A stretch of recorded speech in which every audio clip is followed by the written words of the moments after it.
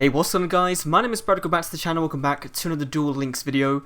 Today we have the brand new mini box, our first 100 pack mini box, Empire of Scarlet, officially announced. And we're going to take a quick look at the set, at the super rares, ultra rares and some of the rares, and just go through and see what my general thoughts are on these cards. Now of course I don't really know all these archetypes in full, so this is going to be my first time reading through most of them.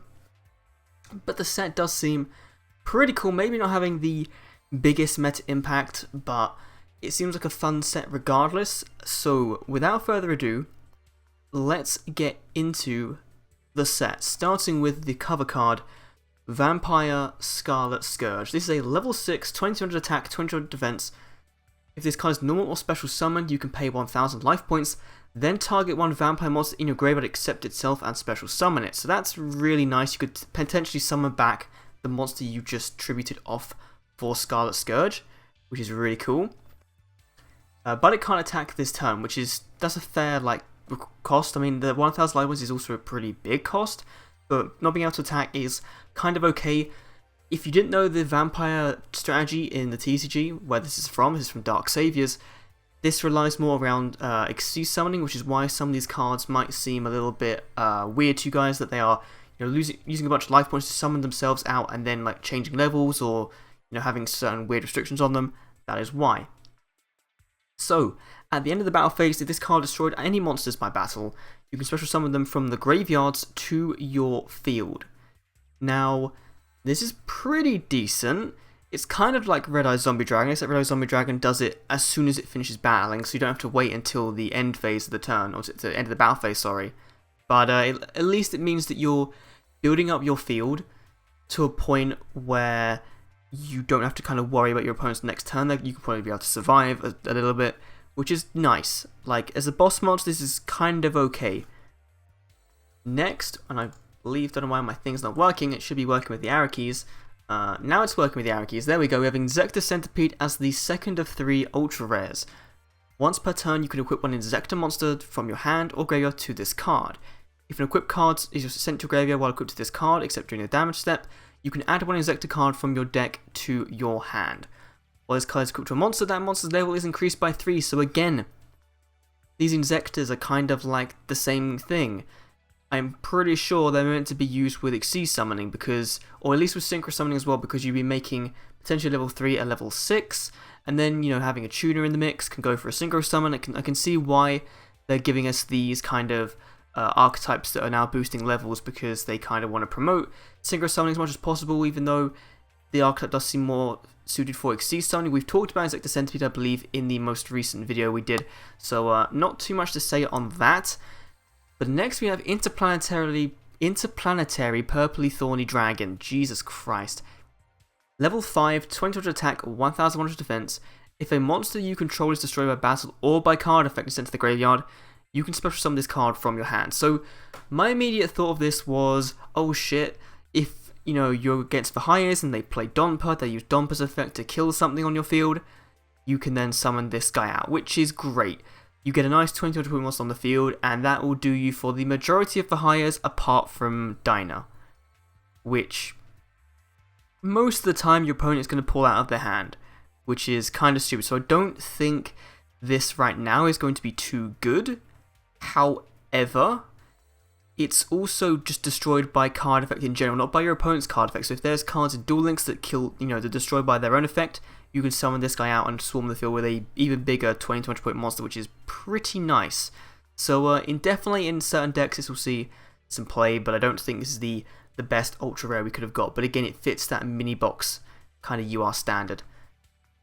Move on to these super rares with Vampire Familiar, the first of our vampire support.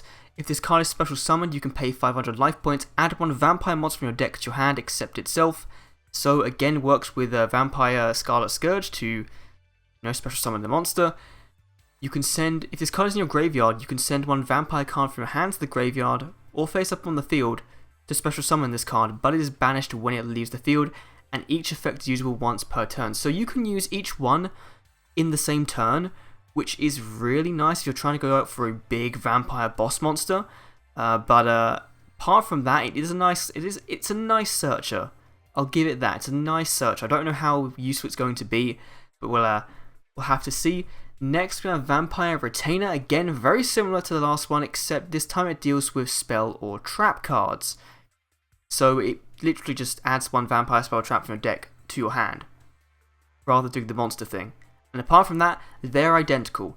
And this one I think is kind of not better, but this one could see a bit more use because you're going to be running less spells anyway. You're going to want to be searching into those as quickly as possible. Of course, with Familiar, you could search for Scarlet Scourge, or you could search for the other rare vampire we have, which is really good. So you can kind of start building up a nice little combo of tribute summoning there. So nice ways to get out your monsters very, very quickly with the vampire archetype. And next we have Inzektors, Giga, Mantis. This is a really good card. Level 6, 24 attack, 0 defense.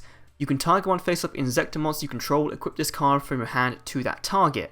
While this card is equipped to a monster, that monster's original attack becomes 2400, so basically it's becoming it itself, which is kind of crazy. If this card is sent to the graveyard while equipped to a monster, you can target one Inzektor monster in your graveyard, accept itself, and special summon it.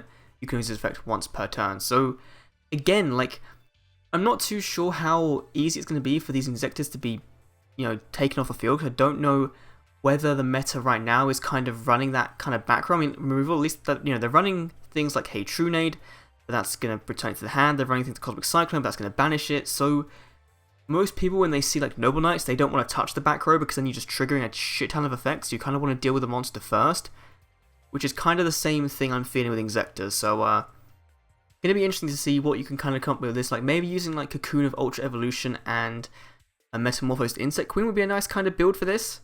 That might be kind of cool. Then we have Hammer Bounzer, and as soon as I saw this, I just laughed because this is literally the tribute summon version of Cyber Dragon. If your opponent controls a card and you control no cards, you can normal summon this card without tributing.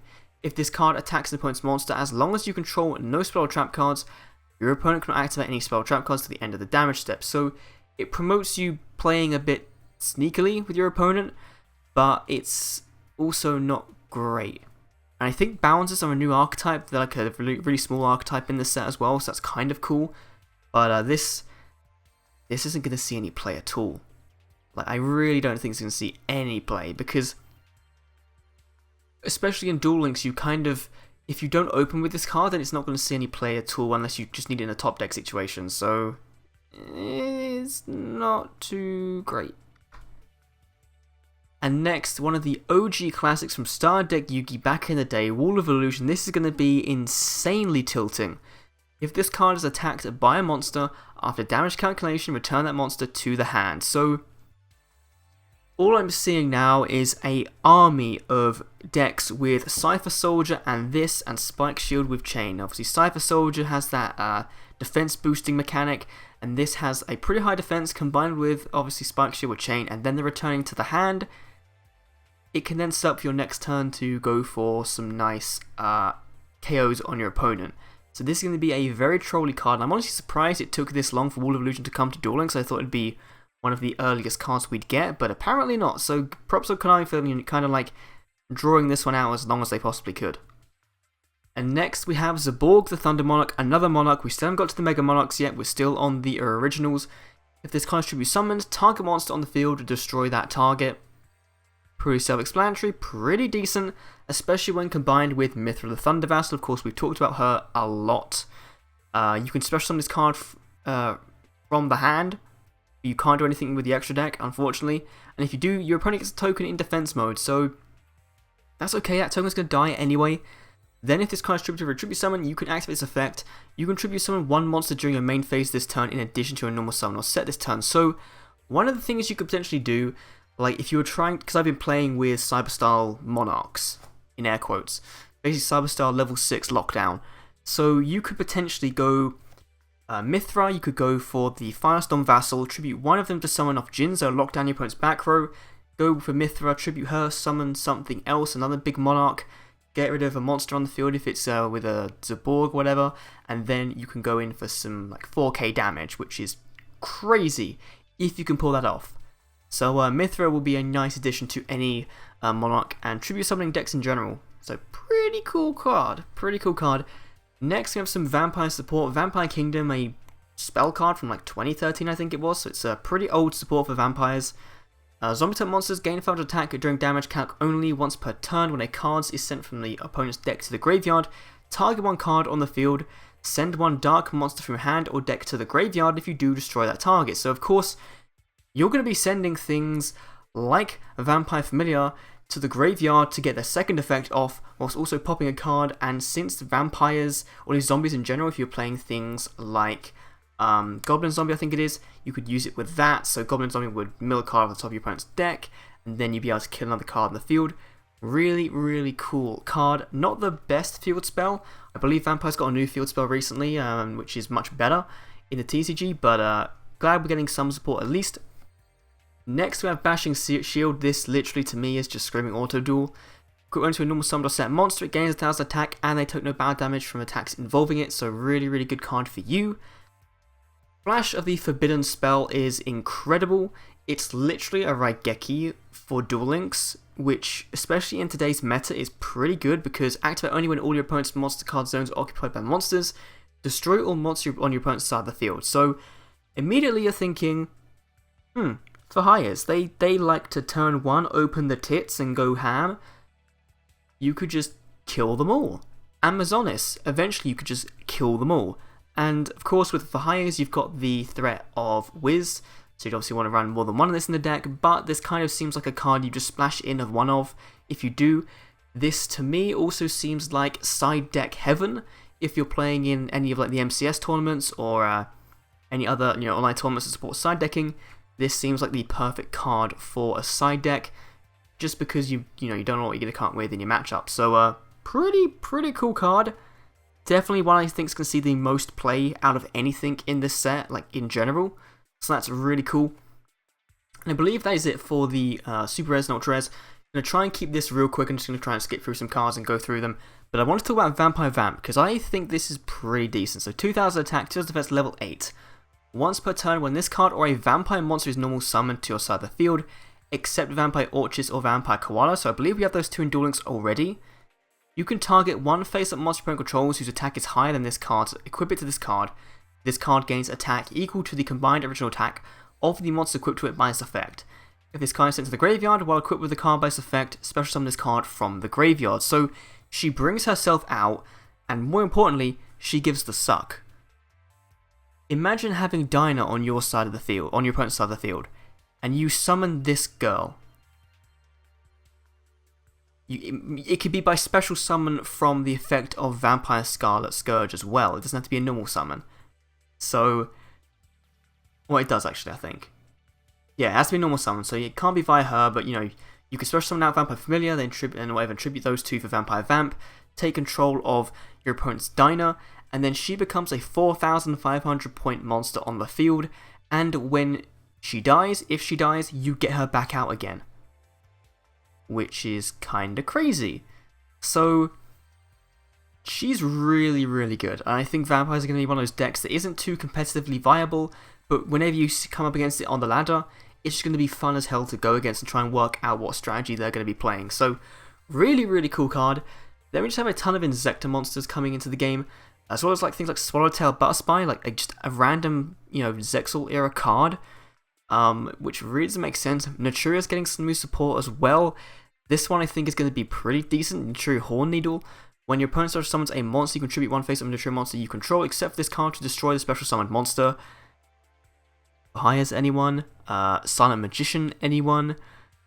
Pretty decent, and it's got a decent stat line as well. I think the early Naturias we have kind of lacked that 1800 point stat line, so pretty freaking good Horn Needle. You're getting in a Naturia deck. Cyber Ogre, which means we're not going to be getting a Chancellor Shepherd event for GX. These cards are just complete trash. Hade Haney is a complete fucking meme. Goblin Decoy Squad, I have no idea. Some of this stuff is just absolute trash, honestly, and that's what I feel like they'd kind of just do. They just put shit in there. But here's Vampire's Desire. This is pretty decent. This is where I'm kind of thinking about the Xyz and Synchro potential. Activate one of these effects. Target one face-up monster you control. Send one Vampire monster from the deck to the graveyard with a different level from that monster. And if you do, the targeted monster becomes level of that sent monster to the graveyard until the end of this turn, setting up for some synchro plays. Of course, then if you sent Vampire Familiar to the graveyard, you get that effect as well in the grave. really cool. Or target one vampire monster in your graveyard, send one monster you control to the graveyard. If you do, special summon the targeted monster. So, just a nice way to bring back Scarlet Scourge if she ever dies. Pretty good. Pretty freaking good. Then Inzektors getting their own equip spell, equipping to Inzektor monster, it gains 800 attack and defense. When it says some card in the field, you set to the graveyard, target one Inzektor monster in your graveyard, add that target to your hand. So it's a nice little searcher. Really, really cool. And then just a ton of other stuff, like Pyramid Wonders I thought we kind of had. Vampire Takeover lets you search out that field spell and special summon a dark vampire monster from your graveyard immediately. So that's going to combo really nicely. There's just random stuff like Cyber Shadow Gardener, which Zane has voice lines for. Vampire Grimson, which I don't think is too great, especially since it's kind of like a mini version of Scarlet Scourge in that regard, because it also has the effect of at the end of the battle phase, if this card destroyed any monster by battle, you can special them from the graveyard. So, kind of like a mini version of Scarlet Scourge, which is kind of nice, but I don't know how far that's going to go in the deck. Then Inzektors are just kind of crazy, and I don't really want to talk too much about them, because I think they're going to be the standout deck of this, even though they are missing, like both Vampires and Inzektors are missing some key cards to make them really good. Again, we've got more Bounzer cards, which is really weird, and more Butterspy cards, some more Naturia cards. Like, they just kind of have given us some random stuff, which is kind of cool, kind of meh at the same time. Vampers Domain, a nice new continuous spell. Once per turn, you can pay 500 life points during your main phase. This turn, you can normal summon one vampire monster in addition to a normal summon or set. So, getting Scarlet Scourge out very, very easily. Each time your vampire monster inflicts battle damage to your opponent, you can gain the same amount of life points. So that's not bad at all. And the deck doesn't seem to revolve around spell cards all that much. So this could be pretty good. I'm looking forward to building vampires personally, most over Inzektors. But that could be pretty cool. And here we go, like that. This is a weird card. It's a field spell, Extra Net. If a monster is special summoned from the extra deck, the opponent of the player that conducted the special summon can apply this effect, draw one card. So, it's kind of synchro bait. It's kind of like teasing us, because there is Go-Yo. It's not Go-Yo Guardian on the thing. I don't think it's Go-Yo Guardian. I think it's another one. It might be Go-Yo Guardian, though. Basically just giving you a draw one if your opponent synchro summons. Which is pretty cool, but again, like a card that just no one's going to use. And then, like, kind of interesting, we got Crossbreed, which was going to be on my Summit Horizon top 5 cards list, but it didn't make the cut because I didn't think it would be that great, and it still isn't going to be that great, but glad we're getting some newer support from the TCG. Then just some random traps, like a Cyber Ogre trap. I didn't know this was a thing, so Cyber Ogre is going to be a nice meme deck to come out. Pulling the Rug, I think this is pretty cool. Negate activation and effect of an effect monster whose effect is activated when a monster was normal summoned, even itself, and destroy that effect monster. So, I don't think this is that good. Not against for hires, at least. I don't know what against for hires it would be good against. I've seen people kind of bring this card up. Let me know your thoughts on it, because I think it could be worth it against something else, but I'm not too sure what is. Nothing's coming to the mind right now that this could be used for. So let me know in the comments down below. But that is it. That is every single card in this new box. This new lovely 100-pack box, Empire of Scarlet, coming out on the 8th of August in the UK, so that's like 2 days time. And of course, I will try my best to stream for you guys. It's going to be kind of late and I'm at home with my parents. It's going to be kind of weird. But hopefully that stream goes well. And of course, we'll probably end up going into the harder credit card as always, and getting triggered by Konami not giving us the cards we actually want. But anyway, thanks for watching. Let me know your thoughts on this set in the comments down below. And I'll see you all in the next Duel Links video. See you then.